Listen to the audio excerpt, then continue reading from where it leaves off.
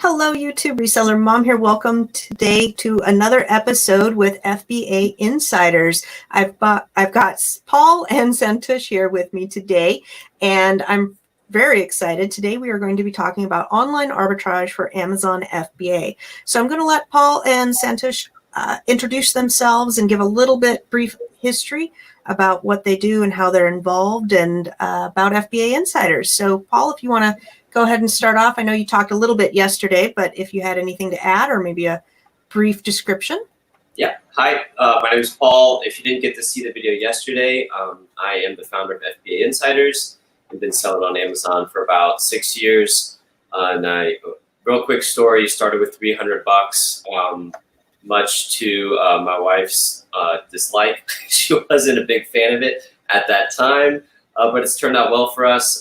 My goal with Amazon was to work from home and be with my kids. I have a 4 and 2-year-old, and so yeah, I've been started, with RA, OA, not do wholesale and the whole gamut, and with FBA Insiders, that is my outlet to kind of teach and share and help others achieve similar goals, whatever that is. So. Paul, just to interrupt real quick, I want to make sure that this is set up for live. I'm not sure, because yesterday I set up the video and I'm not seeing any live chat. On the top. I'm seeing live on the top right above your screen now. Yes, but over on YouTube it's on private, so I may actually have to back out and restart this. Okay. That is no bueno, so hold on.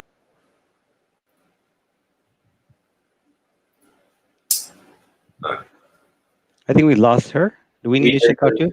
I don't think we're on YouTube right now. If we are, it still says live, but I don't see Lucy though. If you see live comments on the right. Oh, no, I don't see anything. Here we are. There we go. Let me see here if we got this right. That is my bad. So apologies, everybody. I did not have it set to live. I had it set to private because I had made this yesterday and I wanted to. Anyhow, settings. We are back today with FBA Insiders talking about online arbitrage with them. And let's see here if we can get going. I do see chat over on the right side of my screen now. So sorry about that. Paul, if you want to go ahead and give yourself a brief rundown of your FBA Insiders real quick. Yeah. Shared a little bit of my story yesterday when we went over wholesale with Delia. So my name is Paul. I'm the founder of FBA Insiders, and I've been selling on Amazon for about 6 years. A little bit quick story. Started with $300 back then, and my wife was like, "What are you doing? We're just going to lose all of our money with this crazy Amazon flipping stuff." And so it's worked out really well. My goal was to move to work from home and to have that mobility and freedom. It's definitely been a bumpy road, but needless to say, it's worked out really well. And yeah, so do RA, OA, wholesale, and my own personal businesses. I'm a prep center. And then FBA Insiders is my outlet to kind of teach and share all that knowledge that I've gained over the years, and also work with awesome people like Santosh and Reseller Mom and all these other awesome affiliates out there. Amazon's a super fun place to collaborate like that. So yeah, Santosh, go ahead, do a little. Hi everyone, my name is Santosh. I'm based out of Baltimore, Maryland. Been an FBA Amazon seller for about three and a half years. I got started out trying to do private label because back then I was on all these mailing lists about trying to do some business from working from home, and tried to do the private label straight into private label supplements because back then that seemed like the hot thing. But then after a while, when that didn't really work out the way I expected it to, I took a break, and then later on got exposed to this whole reselling concept, and then that took me through different rabbit holes of OA and RA and all these different ways of making money on Amazon. And I seem to, with my work schedule and everything else, I like the online arbitrage side of things. Started to pick that up really well, built a team of VAs, started to scale it up, started to use Google Sheets, built a tool for online arbitrage sellers called Amazon Tracker Pro. And then along the way, got connected with Paul at a conference, and we partnered up with an FB Insiders. So I help a lot in terms of the lead list, handling the VAs, and some of the other coaching inside the FBA Insiders group. A little quick funny about Santosh and I is we met in a Facebook group that we paid to be in and just started chatting. And this is just so neat about the internet and networking. And then we met at a conference. Was it? I think it might have been the one that I spoke at. Yeah, you spoke at about wholesale. Yep. Yeah, spoke at on wholesale, and we met there and had FBA Insiders going. We did an RA group, and I was like, I knew Santosh was like solid on OA stuff, and so basically I'm so sorry, my child is like jumping in. I'm in a video, you guys don't bye. That was my 4-year-old. So anyways, we met at a conference, and now we've roomed together at conferences, and we hang, we reconvene, but it's just so neat to network and stuff. So I shared that to be like, get out there, network, talk with people, message, and you never know what can happen. So now Santosh and I, we run some OA lists that we'll talk about later, and it's really fun. Oh, it is so neat and fun to meet people, and there's just so many little things you can talk about, anything from technical or new programs, new apps. There's always something new going on in our world. Every week it's changing. So today we have quite a bunch lined up. My goodness. Online arbitrage has been interesting for me. I had a bad run-in with it a few years back with a list, and unfortunately the person who was processing the list, there was just a lot of errors. So I don't know, you guys have a presentation for us today? Oh, that's awesome. Tell me when you want me to add that to. Do we want to start with that here? Or do you want to just talk about the general of online selling in the beginning here? Yeah, no, you can go ahead and we can start. You can share my screen. Mine should be, there we go. Awesome. So let me put this thing into present. There we go. Can you see that? Yep. Yep. Awesome. That's good. All right. So, we, as far as OA as a whole, if you're not familiar with it, just like real basic online arbitrage is where you're going to websites like Target.com, looking at data on Amazon.com simultaneously. Let's say it's some Legos you can buy from Target for $10 and you can sell them on Amazon for $30. But you do it all from your couch in your underwear, because that's what we all like to do when we source at home, right? Whatever. But that's the basics of online arbitrage. And so it's really similar with wholesale. If you watched our wholesale talk yesterday, it's very similar, except not as high of a barrier to entry, I would say. You can buy very small quantities of inventory. You can buy one item, you can buy 5. Depending on the website, you can buy 50 or 100. One of the some big differences between OA and wholesale is sales tax. Depending on where you live, you might be paying sales tax. But a beauty about OA is you can use prep centers very easily, so you can ship them to sales tax-free states. A lot of people do that, or you can have them shipped to your house, or whatever. So. So we'll be digging into our OA lists later, but I just kind of want to give you some overview as to why online arbitrage. So like I just mentioned, you can source from your house, you can go to a coffee shop, you can go wherever. Especially in today's world with COVID and all those things, this is one way to adapt now. Like if you're already doing RA and your stores are closed and you don't feel safe going out, then online arbitrage is a very great way to pivot. And you can use things like your past data of like the things that you were sourcing at the retail stores and just try to find them online. Is a great way to start. So you got a lot more data though when you are sourcing OA compared to the data that you can see when you're out in the store. Just because of the amount of tools and software that's out there, you can easily see all the Keepa data.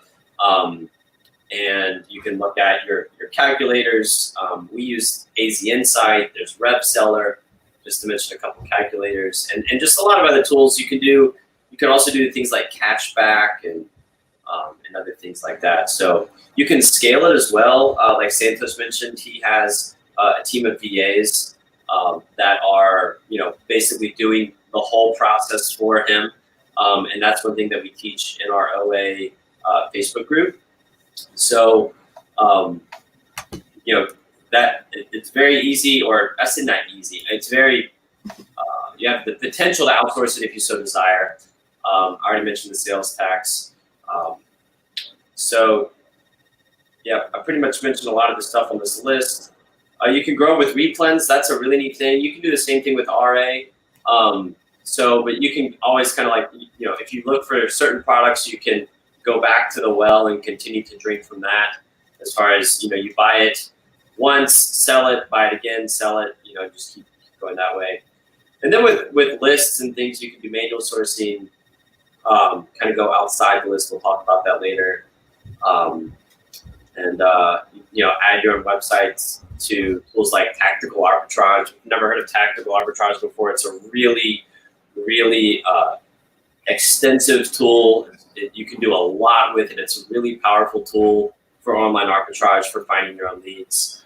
You can get pretty well organized there. So, Santos, you want to add anything there? Anything else to this? Why online arbitrage? Yeah, I think right now, one good thing about online arbitrage, especially in our current situation where many of us are stuck at home, and just like Amazon has grown a lot just because it's kind of built for this kind of situation where people cannot go out and shop, they want things safely.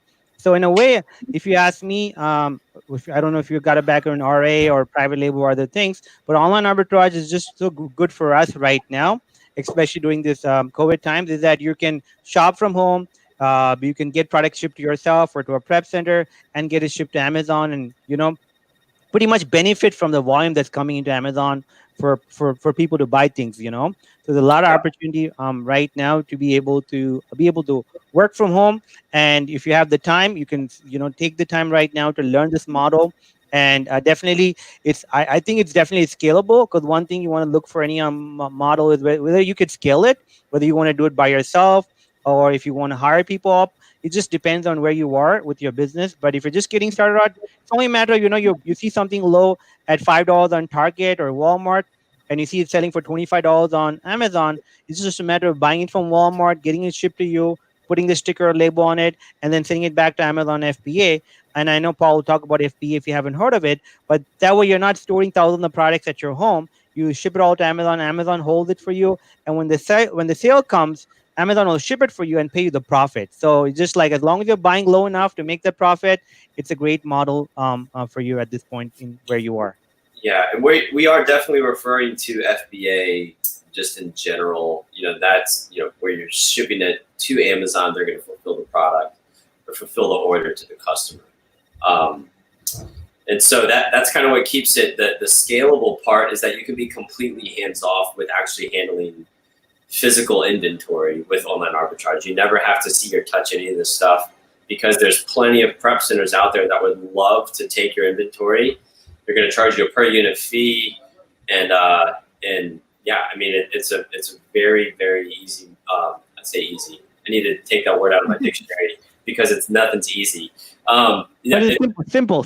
I like the word simple. That's a much better word. It's a very simple process that you can do. So there's some great sources out there. If you just go to Google and just Google prep centers, and you can look in prep centers in tax-free states, online arbitrage prep centers, you'll get a whole host of information there. There's even some Facebook groups out there that they have reviews. If you've never used a prep center before, one of the biggest fears is like, what are they going to do with my inventory? Because you don't see their warehouse and things like that. So you can get reviews on how they work, how fast they turn things around, all that good stuff. So again, it is a lower barrier to entry for OA. Brand restrictions, this is probably the largest challenge for newer sellers, regardless of what model you're jumping into, unless you're doing private label. Brand restrictions is probably the most difficult hurdle to jump over. And so, you can certainly, you can do one of two things with brand restrictions. You can either wait to get auto approved.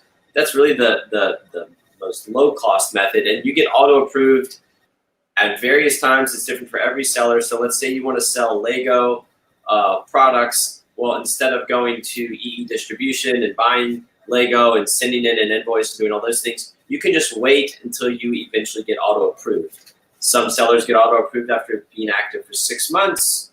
Some take a year. Some it never happens for. So it all depends on your metrics and just the state of Amazon at that point in time. Good part is you are sourcing from home, so you can just run through things a lot easier and figure out what you can and can't sell very quickly, and just go from there very quick. So the time taken from that, this is one thing that's a kind of a downside of OA, is that you do have more lead time in turning your money over. So it might take 2 weeks or a week, or depends on how fast the product ships from the company you buy from. Let's say it's Target, you still might get free 2-day shipping or free shipping, but it might be 5 to 7 days. So versus RA, where you can just buy it, ship it in right away. So there is a little bit of a delay there on your dollars turning, but that can definitely be made up. But you do have to also be careful about. I know Santosh might be able to add something about this, about getting your accounts shut down from certain websites. If you buy too much, you can get a red flag. Target's definitely one of them, and they'll close your account or basically your email that you're signed up with them. But that's not a break or day. We just want to mention it, that this is kind of going to happen for some people, especially if you're using a prep center. But if you're bringing everything to your home and you're buying in quantities that seems like Target, really, many of these products which are low price are kind of loss leaders. Like someone, you're suddenly buying, let's say, maybe they're trying to get you in to buy a pack of hair conditioner for $2.99, but really they're hoping that you're going to buy something else. So if you buy 100 of those hair conditioners, they're losing a lot of money, and therefore they don't want you to buy so much for reselling on Amazon. So there are some stores that are not friendly towards reselling. You just have to be careful. But these are some of we just want you to have getting into online arbitrage, just kind of know the pros and cons, because every model has its own good and bad, and you just have to find what works for you based on your own personal situation and your own interest and level. Because maybe if you're getting started out, you might not use one of prep center because there's an additional fee or $1 or $2 added. You might want to bring it all home because you have the time right now to prep it and ship it to Amazon. And it's a good way to get started out. And I recommend doing that, especially if you're new, because that way you get your hands understanding how to do things like setting up a shipment, inventory lab, and some basics, which you're going to need to know even if you're going to use a prep center, because not every prep center is going to make your shipment for you. So some of them are going to, hey, we're going to accept the products, but we want you to make the shipment. So if you haven't done it yourself 1 or 2 times, it might be a challenge. So I recommend when you get started out, buy products from Target, Walmart, or wherever, get it shipped to yourself, learn how to send it as a small batch to Amazon, get your feet wet. And then along the way, there are going to be challenges like in any business model, and just kind of work your way through it. Yeah. So things like damaged inventory, lost inventory, incorrect inventory, there's tracking the inventory. Tracking, I would say, is probably as you scale and grow. Like, let's say you do OA and you place 10 different orders, right? Well, they're all going to come in at different times. They're all going to come in maybe in different, maybe one order might actually come in multiple boxes on different days. So it's tracking all of that can be very complicated, or it can get out of hand quickly if you're not tracking it. Like if you're just spending money, well, who's to say that an order doesn't ship? Or did you receive it? Was it damaged? Is it the right thing? All that kind of stuff. So that's one of the things that we really focus on in the Facebook group in the training is that systems management. And again, it's creating that machine or that flywheel of just going round and round and round. So your mindset's super important with this. We talked a lot about this yesterday too. Just understanding the pros and the cons, knowing what you're getting yourself into, and just grow at your own pace. There is no push. Like I said, I started with $300. Some people have larger budgets when they start, some have smaller budgets. But just get your feet wet. Like, that's the main thing. Like, just do something. Cash flow planning, that is important for any model, for any business. And just being mindful about, again, thinking about, okay, if I spend my money today on product, I should be able to turn it around in 30 days or 60 days or however long. And just, plan flat for that cash flow. Understanding the different tools, you can just get lost in the weeds with the amount of tools that are out there for OA. So take them one bite at a time. That's how you eat the whole elephant, right? It's just one bite at a time. People, processes, and systems. Santosh, why don't you kind of give your 2 cents on that, because I feel like that is really your, like, the meat of what you do in your day-to-day. Yeah. So, I mean, when you're getting started out, I think it's a great place for you to first do everything on your own. But as the time goes by, and depending on your situation, maybe you currently have a job where you're working 9 to 5. Maybe you're working from home right now due to COVID, but you have a job, and you're at some point, once you learn it, you want to be able to scale it. And I think with online arbitrage, and you can scale it in different ways, but you could hire people remotely using VAs. You could set up system process like we talked in a previous slide. Inventory, once you order, you need to have inventory on a Google sheet. You have to track and make sure whatever you're buying comes, and if it's right, if it's damaged. So just trying to organize all of that stuff, put some process in place. You can always hire VAs at a reasonable price that can help you.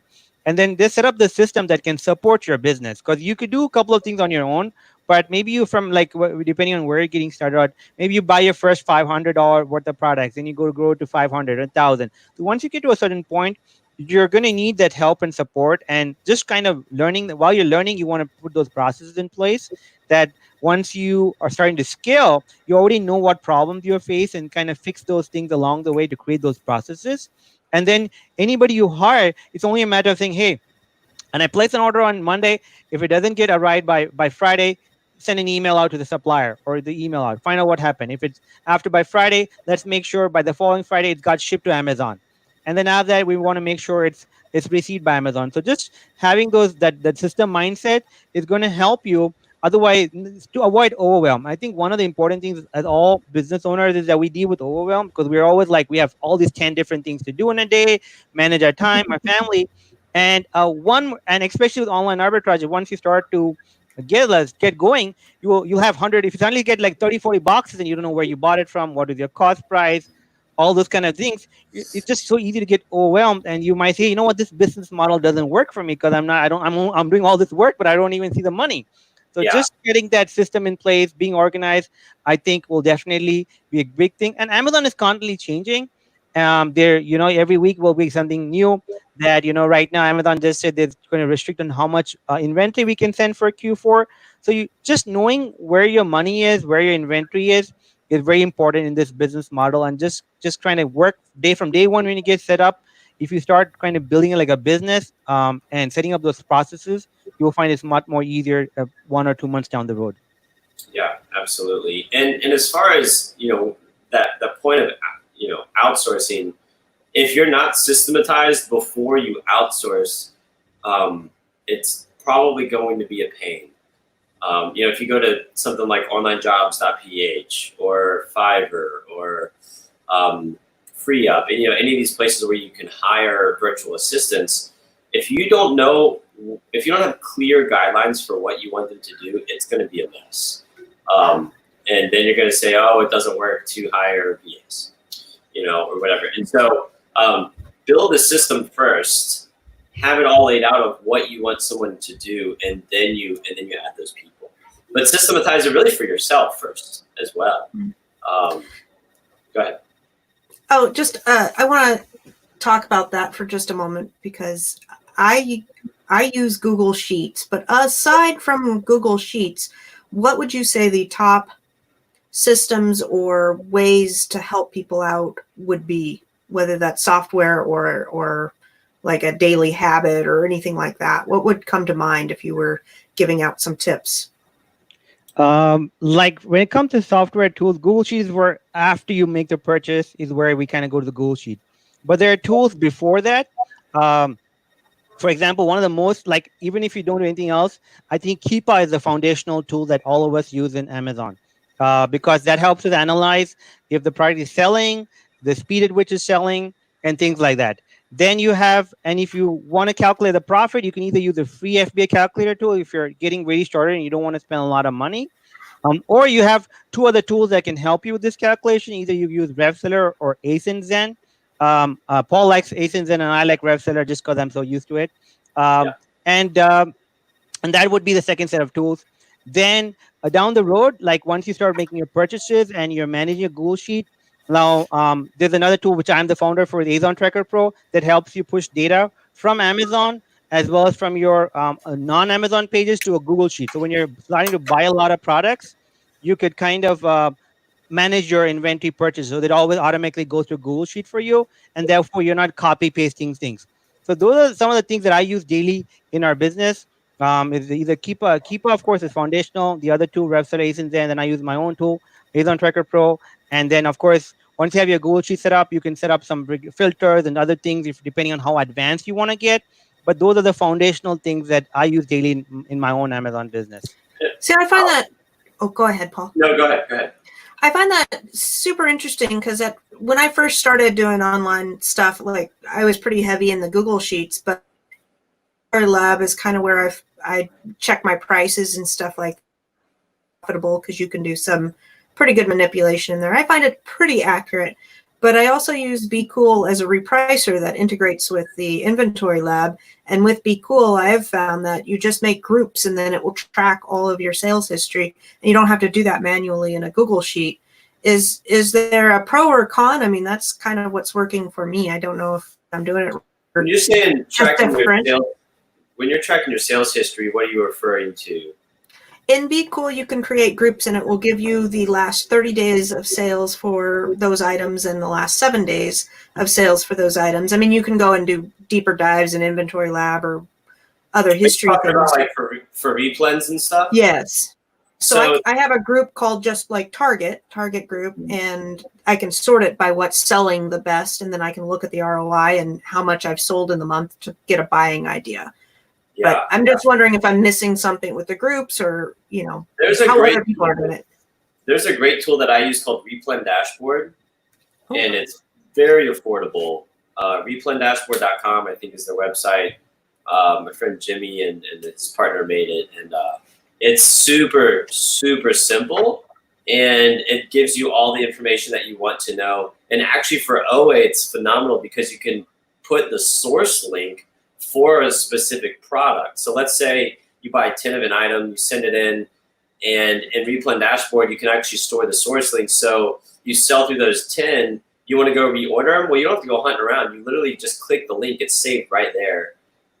Good to go. And you can see what your old your cost was and the item and all that kind of stuff. And that's based on, you can do 30, 60, 90-day sales. That's great. I will check them out. And actually, we have, if you Google, I think I did a video, it should be on YouTube, just Paul, it might be FBA Insiders and Replen Dashboard, but if you just look at Replen Dashboard, you'll see some good resources out there. So yeah, that's a great tool as far as replens go. But as far as tracking everything else, like having your email organized, you can set up filters on your email, so where it's like if you get an email from the stores that you're buying from, you can get filters and have that go to a folder, save all your invoices, be able to search all that. Like one of the things is returns. If you get a damaged item, like you don't want to let that stuff sit and the return window pass. So it's just staying on top of all that type of stuff. I definitely am a believer in filters for Gmail. That I had to get sorted out this year and just really go through and hunker down, because it was getting way out of control. And it does when you start signing up for all these websites and things. The amount of emails gets ridiculous. Heather, the reseller, has a question here for you guys. Who is the best VA companies for resellers? Yeah, I like onlinejobs.ph. That's a good one. You have to pay a monthly fee, but you don't have to stay subscribed. You have to pay, I think it's I want to 69 say or 79 one time. Like it's a monthly thing, but you can join it, cancel it after a month once you found your VAs or yeah. whatever. So that's Um, all Filipino virtual assistants. But you can go to, there's Free Up is another really good one. They're a little bit more expensive, but that is a good platform. Fiverr, I go to Fiverr for more one-off things. If you're wanting a virtual assistant that will be like perpetually working for you, you could go to Fiverr. Where else do you go, Santosh? Usually onlinejob.ph is a good place for, for people who have got some amount of Amazon experience. I find it's like, but you just have to make sure you kind of interview them, you do the right thing. Because I can say technically they're VAs just for resellers, but many of them might have some Amazon experience. And then you just have to fine tune them into telling them what you're really looking for. Or sometimes there are two mindsets of people. Sometimes if you're already a good seller and you don't want someone who has Amazon experience and already has this different way, a certain way of doing things, and you might have something completely different, or hire someone with the right attitude and then train them in your own ways. So it just might take a little longer, but sometimes that kind of also works. It just depends on what you're looking for, and what they're going to be doing for you. Because if you have a list of tasks, that's the most important thing. Have a list of tasks already written down as far as what you want to outsource, and then put a job posting that kind of fits what you're looking to do. And then from there onward, you can do the interviewing. But I think online jobs, as far as a good website, I think online jobs for Philippines, that's pretty much a decent website to go look into. Yeah, for sure. And the phrase "hire slow, fire fast" is very true. And the hire slow part means get your systems in order and really calculate it out. Fire fast is don't just, if you feel like it's not a good fit, don't just keep it dragging on.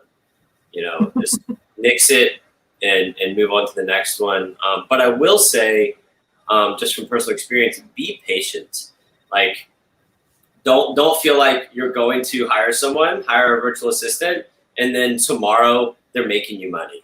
Like, it's going to take some time, especially working through language barriers and all that type of stuff. So if you want somebody, like if you don't want to deal with a language barrier, then stay domestic. You're obviously going to pay a lot more money, or just make it that the virtual assistant that you're hiring can really understand you, and there's no issues with that. So there's a lot of things that a lot of dynamics that go on in hiring a virtual assistant. But just again, know what you want, give them clear guidelines, and be patient, and I think you'll be successful with it. So yeah. My friend Sean has a question. I don't know if you guys know this or not, but are any of those job sites kind of specializing in design ideas for more of like the Merch by Amazon? I guess if you do, I don't know if you guys do any designing stuff. I don't do merch, Amazon merch, but I mean, there's tons and tons of VAs out there that do that. And so like in onlinejobs.ph, you would just do a job posting that would be specific to that, and people would apply. Yeah, I think you can definitely find. If you ask me, like many, like even the more expensive outsourcing company like FreeUp, most of them they have found people from the Philippines, and they find different people in different areas. So you would just do a posting saying you're looking for a designer, and in this digital economy, people are looking, and especially since everybody knows Philippines is a great place to hire from, and they speak English, and they're are pretty easy to work with. It's almost like you could definitely find, if you want to go down that channel, I'm sure you'll find people who are good in designing, could be a software developer. It just depends. But having used the online jobs a couple of times, I know there are different categories that you can definitely say I want a designer, and it'll definitely be someone you can find.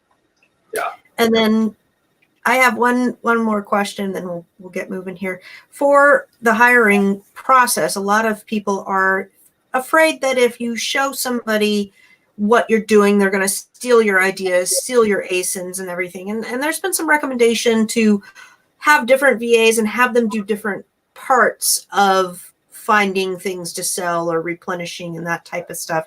Do you have any worries? Has that been a worry? Is that kind of a mindset thing, or is that a real thing to worry about?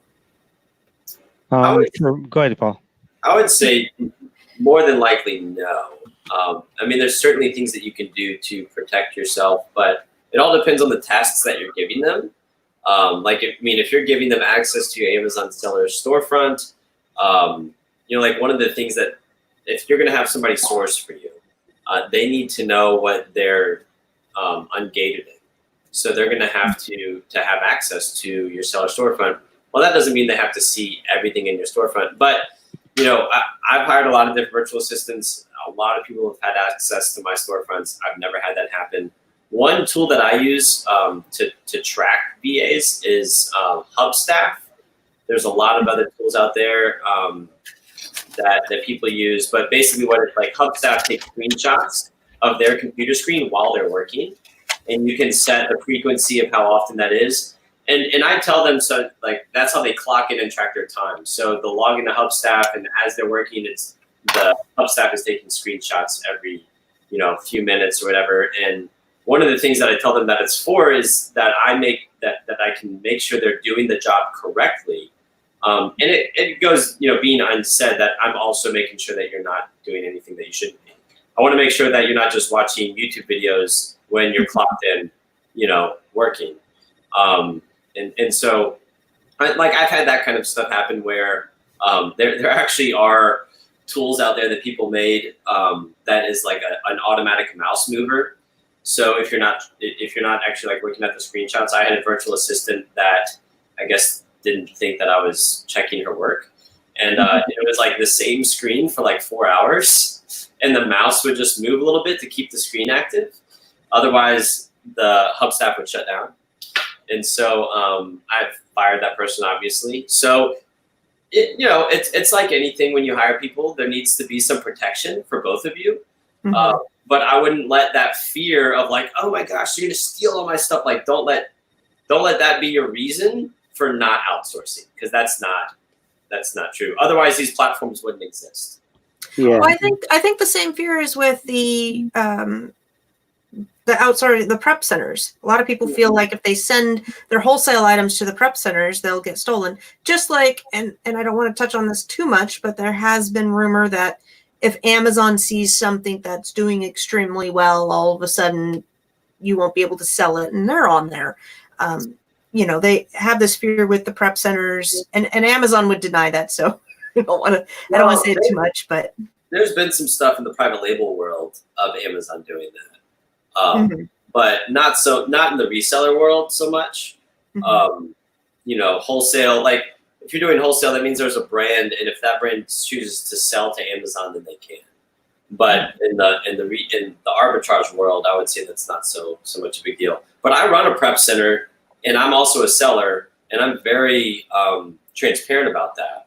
And so the main thing is that for anybody that sends their inventory to my warehouse, they just have to trust me, obviously, and they do, and we're very upright about it. And so whoever you're doing your prep work with, make sure they're upright about it. And the other kicker, though, about prep centers, Amazon sellers also running prep centers, is that they would lose a lot more. Like, they're running a prep center for a reason. It's because they make money.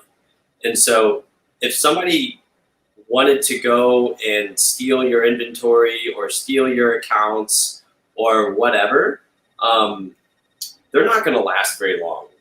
They're going to get caught. They're going to lose their business. No one's going to, like, if they're shady on that, they're probably shady on a bunch of other stuff. So they're probably going to have a really crappy prep center. I would just say, in all the prep centers out there, I haven't heard, again, of stories like that. But just know who you're sending your stuff to. That's why it's really good to get reviews from other people about other prep centers. And like, if you're thinking of sending one to Oregon, talk to other people. Just throw it out there in the Amazon seller community and say, hey, has anybody ever used blah, blah, blah prep center? How was your experience with them? Oh, they were great. They were fast, or, whatever. So does that make sense? Oh yeah, totally. It's a lot of this. I don't know. Selling on Amazon is extremely ruthless. I was telling my husband, we're changing to the address is going to be transparent and stuff. And I said, most likely nothing would happen, but it's always that 1% that just ruins it for everybody. Yeah, for sure. And I think that has a lot with mindset, and it's kind of like, what do you focus on? You know, you focus on, oh, here we go. Like, this is our last thing. Amazon's constantly changing. Like, do you focus on like, here we go again? Or is it like, let's pivot, you know? And being in this for 6 years, the ones that pivot the fastest, the ones that don't get humdrum about the one, you know, the 1%ers, right? Those are the ones that really succeed because they're always looking around the corner. And that's, I think, a little bit of being an optimist and stuff, but also at the same time, not being foolish and saying like setting up protection, right? Like you want to be smart about who sees your inventory, who sees your seller account. You want to be smart about those things, but that doesn't mean to not take action in outsourcing or using a prep center or VAs or whatever. Yes, exactly. And there's a lot of great tools, like I mentioned, Hubstaff is one, and there's lots of things out there to protect you, as well as the people working for you. Mm-hmm. So let's just keep going. Types of online sourcing. There's manual sourcing, software sourcing, and buying lists. Definitely, I suggest doing all of these, and I'll just give a quick definition. Manual sourcing is you are literally not using any tools in the sense of like scanning websites, like Tactical Arbitrage will scan websites for you, trying to find profitable inventory. Instead, you do the scanning and you're going off of your own information. So you would go to Walmart.com and you might type in Christmas lights or whatever, and then take the titles from Walmart and copy paste them into Amazon and see if those items are also selling on Amazon.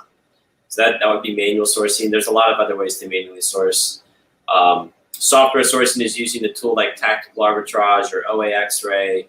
I'm sure there's a few other tools out there now that they basically do the hard work for you that you would have been doing manually. And then list buying, the reason you buy a list is to basically skip all of the sourcing and to be fed a list of leads. And that's what we do with FBA Insiders is we sell 2 lists right now. One is a shoe and clothing list and another is an everyday list. And we're actually about to add a second everyday list towards the end of the month. So that when you get a list, and I'm gonna probably open that up here in just a minute to show you what a list looks like and how to source from a list. List is kind of like the best of both worlds because you can still take that list and do manual sourcing, or you can take that list and do software sourcing as well. So Santosh, you want to add anything about this? No, go ahead. Yeah, you got it all. All right, deal. So this is kind of the funnel, the process. Just like with wholesale, we want to do the same thing with OA. With whatever model you're doing, you have this machine, this process that's going on. So you get your OA leads, regardless of how you source them. They get reviewed by either you or a VA. So these are kind of like the steps. And this is going to be all you in the beginning, and then you can kind of parse these things out. So the reviewer is going to vet the leads, right? So whatever you found that you think is profitable, you are going to make sure it's profitable. You're going to verify how many units you should purchase, what's the profit, dollar amount, the margin, where it's coming from, you know, all that data that you want to know, where, you know, the source site. So you can track all that. Then you're going to buy it. And really quick, Santosh, do you want to mention the ASON tracker? Yeah, I mean, depending on once you start making purchases and depending on how many you're purchasing in a day, just like, you know, we were talking about Google Sheets earlier on, you're going to have to get to a point where you have to make sure that you are, whatever you're buying, you have a good flow of, you know, managing that inventory when it comes into you or to your prep center. So one of the tools that when I got started out, we were buying a lot of inventory and having a lot of problems just keeping track of it. And we just tired some copy pasting. So that's why, you know, I kind of came up with this idea and then, you know, just looked into it and we built a tool called ASON Tracker Pro, which now anyone can get on their own too on our website. So that one helps push data both from Amazon as well as from Walmart, Target, or any website. So you can push your data from Amazon to a Google Sheet. And then when you're buying stuff, you can buy it from Target or Walmart and push it to a Google Sheet. So it helps kind of keep your inventory, you know, well organized. And then once you do it, you can even copy and put all of that on your prep center sheet. So it helps for online arbitrage, wholesale, private label, but it's just a time-saving tool. So that kind of helps you to manage your inventory. And the whole idea is, again, I come back to the fact that anything that we can do to save time and manage not getting overwhelmed is something that I like to look into, just to systemize it. And the Amazon Tracker Pro can help you do that. And then, of course, getting into prep service and in-house service, they're also going to require you to put your inventory somewhere. Because when you buy stuff, and if you're using a prep center like we talked about as outsourcing, you got to let them know what you're buying and how much inventory is coming in. And that way, they can then mark it as received. And then after that, it gets shipped to Amazon. So again, our tool helps in that aspect. But even if you don't use Amazon Tracker Pro, but you need to have some system of making sure that your inventory is being logged in somewhere. Google Sheet, spreadsheet, or something like that is one of the best tools out there. But just make sure you're doing that. Only then can you scale your business up. Yeah, absolutely. Good stuff. Any other questions about this? Good to keep going? Yep, just keep going. I don't see any questions yet. All right. So we've got an OA group / list, and I'm going to show you the list here in just a second.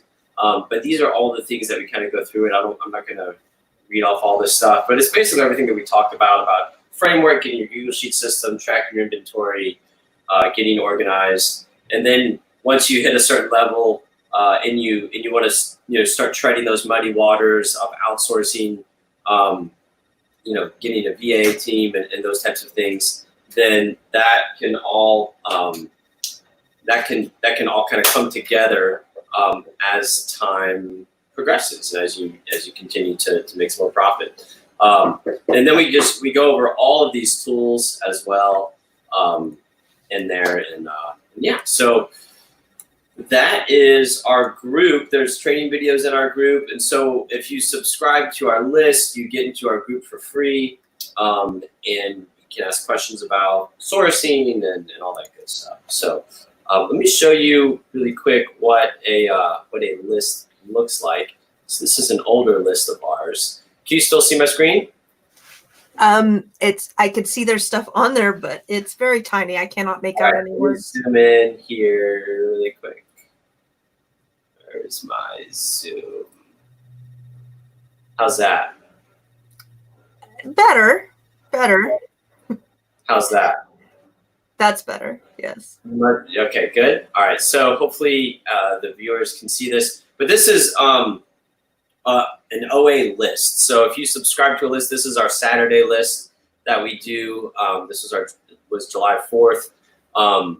But this list is what our virtual assistants that just scour the interwebs for profitable inventory to be sold online. We bring those leads, those products, and all the necessary data for you to decide if you want to buy it or not, for the most part, or at least to do the basic research to see if you want to buy it. So we provide the Amazon date, title, the link, ASIN, if it's got some variation stuff in there, color, size. So that'd be more for like clothing and shoes. The source link, that's where like the actual item is. So you just click that link and it would take you right to it. The store name, Amazon brand, Amazon rank, store price, Amazon price. So this would be what you buy it for, what you sell it for, and after all your Amazon fees and all the good stuff, this is what you would make. Be the net profit, ROI, category, current sellers, and then if there's any discounts, promos, and notes. So for our specific list, what we do as well is, as they're sourcing, if a lead does not meet our parameters, then we still include it. If we think, well, it doesn't meet our parameters, but somebody still might want to buy this, we'll mark those orange, and we don't include those in our actual lead count. So for this particular list, we would be doing 15 leads normally, but this was July 4th, so it was a ripe weekend, and so we went ahead. We don't. There's no reason for us to keep, to just stop at 15. So we went up to 21 regular leads and gave 26 total. And so that is what a list looks like. So let me just go ahead and show you really quick we go into Amazon and just kind of show you what it looks like here. So this is how you would source the list, is you would click a link, click the Amazon link and the source link, right? So right now it's saying that we could buy it for $12.74, sell it for $54.94 on Amazon. I'm sorry, that's the profit. We're gonna buy it for $27.99. We'll make $12.74. So these numbers, just a little caveat here, the numbers are always changing, right? Amazon's buy box price is always changing based off what the sellers are doing and all that kind of stuff. So the way that we encourage people to use this list, and we actually just made a video about this for newer sellers, is how to use the list. And I kind of use the phrase think outside the box, but instead I say think outside the list, right? You want to use this list as leads to lead you to other products. So if all you did was only buy off of an OA list, you're going to find yourself sorely disappointed, and you're also going to miss a ton of profit. So when we talked about manual sourcing, like this particular item, we could buy it for $27.99. It's 30% off. And right now on Amazon, it is $41.99. And the buy box is actually a merchant fulfilled seller. So that could, that price could potentially go down. But here we have our keep it chart, and we can look at all of our data. So I'm not going to analyze this right now, but yeah, that's what you would basically do. And then you could go back and forth into Barnes and Noble, and you could do more searching for things like Monopoly, because there might be a Monopoly sale. And then we could look at other Monopoly games as well and copy paste these titles into Amazon and see if they are profitable. So does that make sense? Yes, that's often what I do with my OA list. Is if a store is normally discounting a particular category or section, they typically are doing it across the board, or at least with a few of those items. So I will double check all the other items just to make sure I'm not missing anything. We had a comment and a question. Sean's comment is out of stock, and I've had that problem too with my OA list. It's not as bad as the first one that I got, but that does happen. Yeah. I can take that. So I've been I'm an OA seller for a long time, and I've tried many different lists in the past as well before starting this list with me and Paul. And there are a couple of things that kind of go into a list. Sometimes, yes, many things will be out of stock, and one of the things that we do differently, and not just to toot our horn, but our list kind of comes a little bit later on. Okay, and the reason we do that, we have more than one level of checking. So it's not just that, okay, a bunch of VAs are finding leads, putting on a list, and then it just comes out. Okay. In fact, if you ask me, we don't have an exact fixed time of the list coming out. We kind of give an average because we have our VA team. Then we have a higher level VA check all of those leads, and then comes into our US-based reviewer, who is actually a 6 or 7 figure Amazon seller, who then reviews it. In the morning time before the list goes out. And then as we're reviewing the list, if the leads are out of stock or if it doesn't meet the criteria, we will then communicate. We have one VA who works later, who then adds more leads into the list. So when it kind of goes out, it goes out within an hour of our US reviewer checking the leads. So there's largely a higher chance of the leads being in stock. Of course, that also means that if you check the lead at 8 p.m. or 9 p.m., we can't guarantee that. But we do know that when the list actually goes out, usually around the 12 noon Eastern time, that most of the leads will be in stock because we are actually checking an hour before we shoot the list out. Right. So that's just about, I'm just speaking for our list, not that all lists do that, but just everybody has a different workflow of how they release the list. And again, same thing with our Saturday list. One of our admins checks it in, reviews it in the US, and then after it's done, within an hour of everything being put together is when the list actually goes out. So there's a little bit more time. So it's not like, the reason this out of stock happens often is because if someone is reviewing all these all through the night in Philippines, and by the time it comes out at 11 or 12, daytime US, it could all be done because maybe they started 24 hours before when they started to actually start sourcing the list. Yeah. So that's a little bit about how our list with the FBA Insiders is done a little bit more differently. Not to say that you're not going to find out of stock items, but hopefully it's reduced. And even if it does, what I recommend, and this is something that Paul discussed, but this is a very important thing when you're looking at list, is not just the leads that are there, but it's most important to kind of go down the rabbit trail. Once you find a product, maybe there's another similar product. Maybe people who are buying that product are buying something else on Amazon along with that, frequently bought together. So you find that item, and then you go look for that second item on that Barnes and Nobles or wherever website. So maybe you didn't find this one is out of stock, but maybe something else is in stock. So our hope, and that as someone, a list is just a good starting point, but as sometime you kind of start using these advanced strategies of taking the list and then looking for alternative listings that are, maybe a different listing on Amazon, or finding a similar frequently bought together item to kind of build on that. Yeah. And again, thinking outside the list is kind of, one way to deal with those out of stocks. Just because it is out of stock, again, doesn't mean, definitely, if you're buying a list and 95% are out of stock, like that, definitely stop buying that list. If our list ever did that, I would stop creating lists. Like, that's wild. But again, it all depends on when you're getting to it, right? So, if a list is going out to 40 people, well, the early bird gets the worm, so you have to be quick to it. But there's also, a level of how well did they, review the list. We are very extensive in our process of like, check, no mismatches, make sure it's in stock, make sure the keeper graph is decent, all that kind of stuff. And I see there's a question about restriction. That is something that is a very difficult thing as a leads provider to work on, because every Amazon seller started at a different point and is ungated in different things. And it's just, did you start yesterday? That's just, you have to do the do's, right? Or did you start 2 months ago or 6 months ago? How hard have you been working at your business, and how much have you been selling? Looking at auto approvals, all that kind of stuff.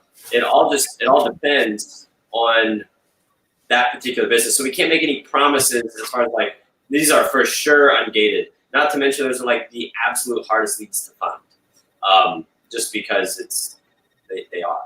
So my advice is to, regardless of the hurdle, just from a generic blockade perspective, right? Like, you're gonna have these blockades that are gonna be like, out of stock, restricted, can't sell, whatever, not profitable.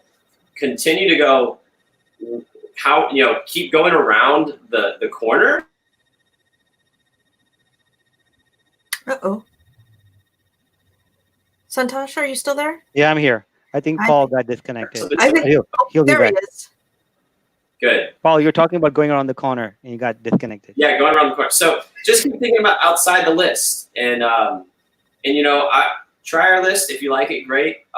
We have many people jump on and off.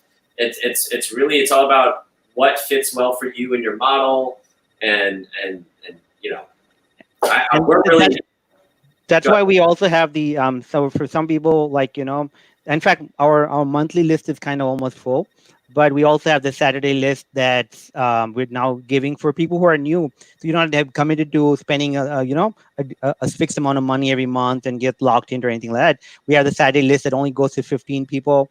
And you get a chance to flavor the list, and sometimes it's at a really very reasonable cost of $15 to $20, depending on, we have some, like, first people get another $5 off. But the whole idea is you get a flavor to work with the list.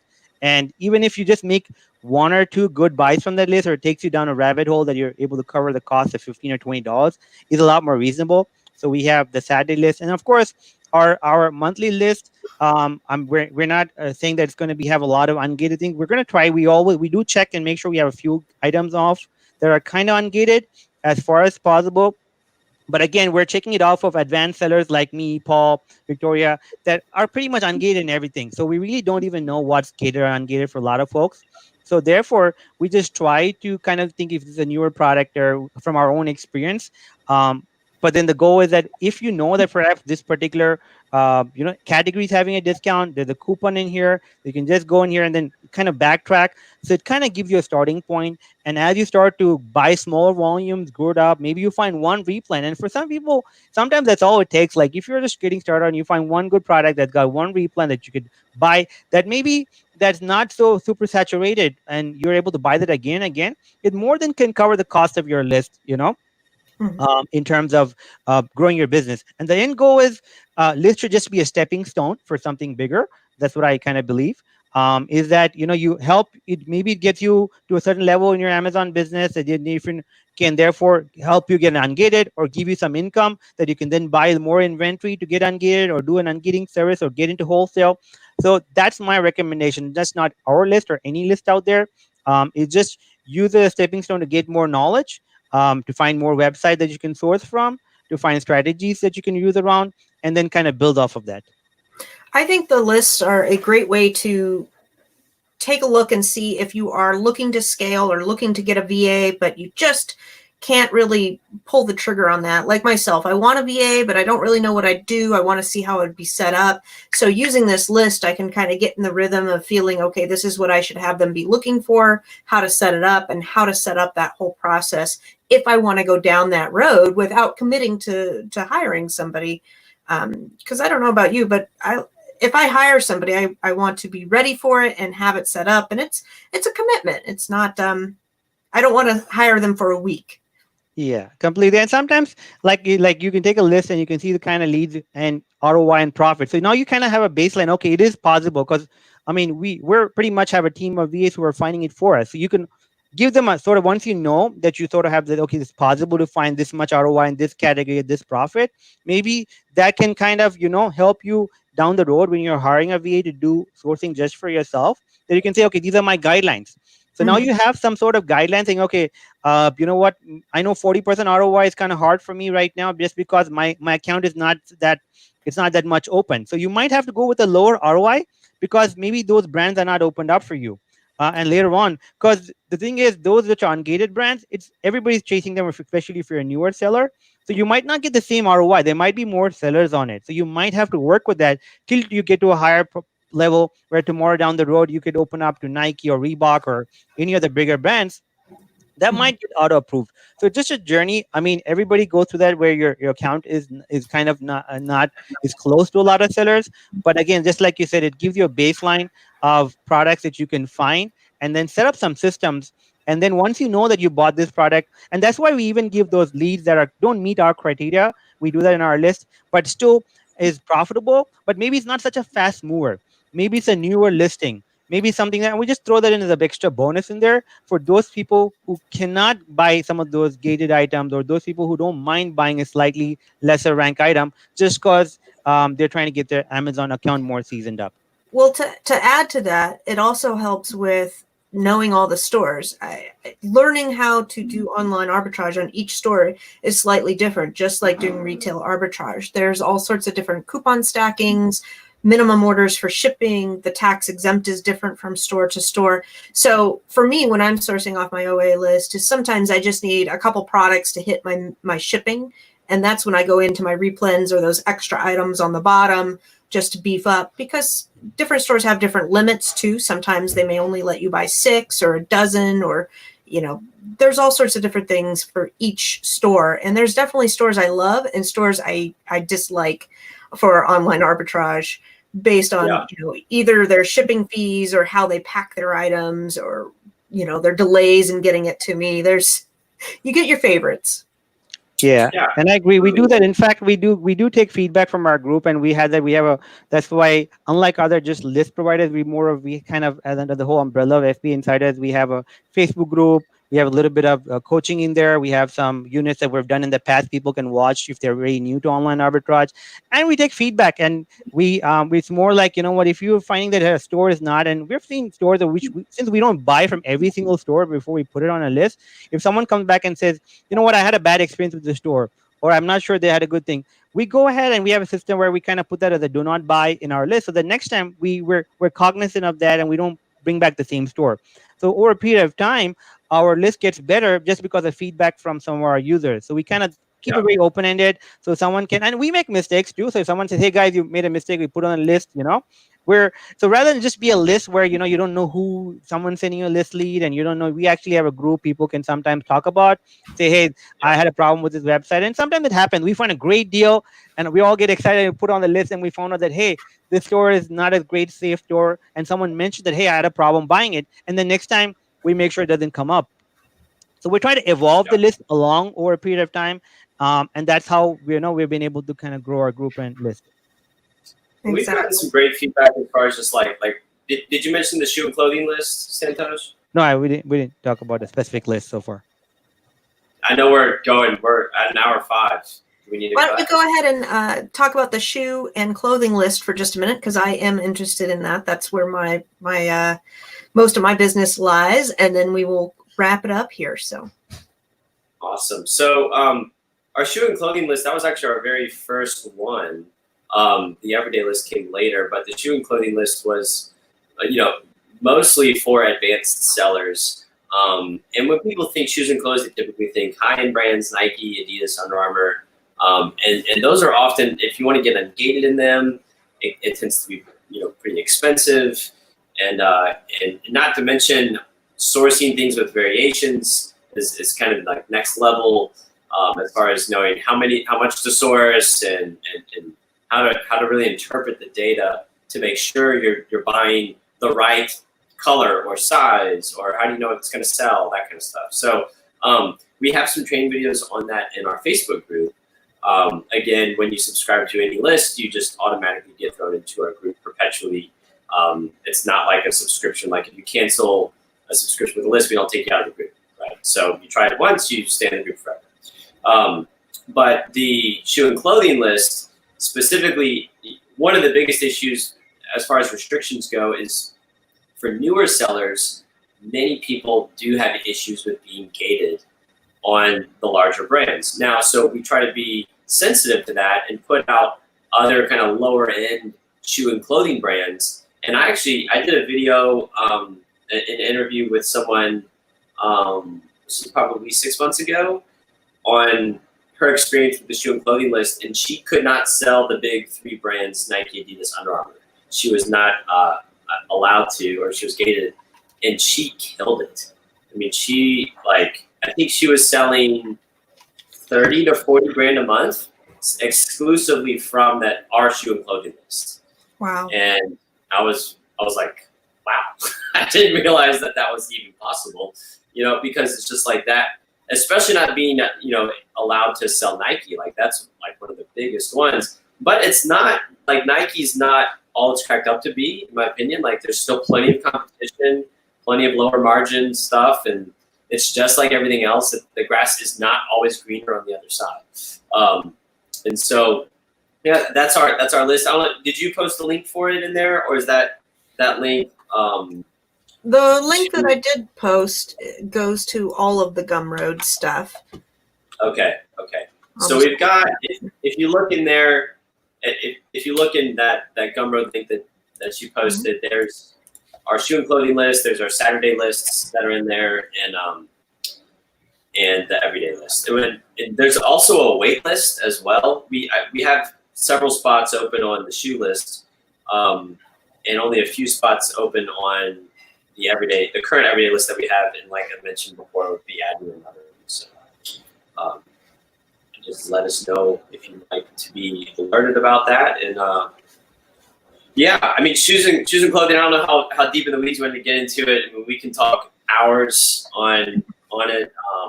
I actually did a 3-part series, this was probably 2 years ago, on how to source shoes and clothing with confidence. And it was about 3 to 4 hours of content and, looking at OA, RA, the data. And everybody reads data differently, like the Keepa data. I really tell people, when people ask me what I do, other Amazon sellers at least understand this, I'm a Keepa professional. I know how to read Keepa data really, really well. And I know how to navigate the data of looking at reviews and figuring out how much of a certain item I should buy and all that. So that's really, if there's any encouragement I give you, regardless of your sourcing model, learn Keepa. like the back of your hand, and you'll be successful. I really believe that. I completely agree. I mean, reading Keep a Data, to me, it's how I describe it is like reading a book. You can't just read one sentence and understand the whole book. You've got to be able to piece everything together, or it's got a lot of complex things going into it. But, you know, you've got time of year to consider, holidays, trends, what's getting more popular, less popular, the up and up, where society's going, and you have to take all of those pieces and kind of make a decision with it. So I think it's an ongoing learning. You always get better learning that Keep a Data.